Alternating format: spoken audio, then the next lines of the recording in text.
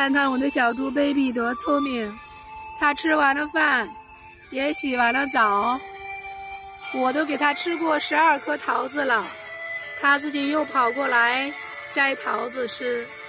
我刚才数了一下，它又摘了7、8颗，我就在这陪着它，让它吃个够。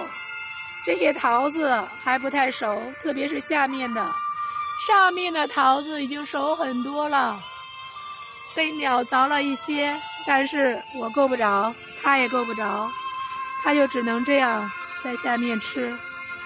唉，如果我们像动物一样活在上帝的伊甸园里，不是一样可以生活得很好吗？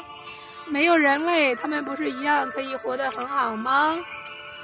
嗨，没有人类，他们会完全按照大自然的道生活，一点问题都没有。他们不用靠人类养活，他们可以自己生存，他们也会保护自己。可是我们人类呢？我们养他们的目的是什么？是要吃他们，杀他们。嗨，在这一点上，我们跟动物真的没法比。baby， 八戒，你吃的差不多了是吧？哎呀，那个小赖桃你也吃，也不放过。再看一看，再看一看，我们这棵树上还有多少桃子？我一直说，为什么我园子里种不好葡萄？葡萄总是不结，长得很差。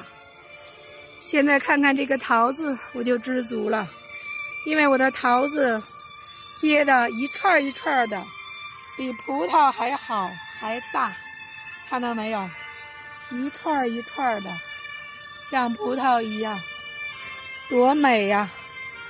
哎，能有这样的桃子，我也知足了。漂亮！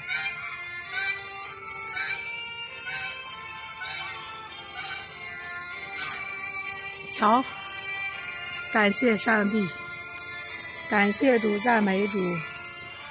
瞧，都是一串一串的，没有人管它，它是自然生长，看到没有？多伟大，多神奇呀！大大小小的，一串一串的。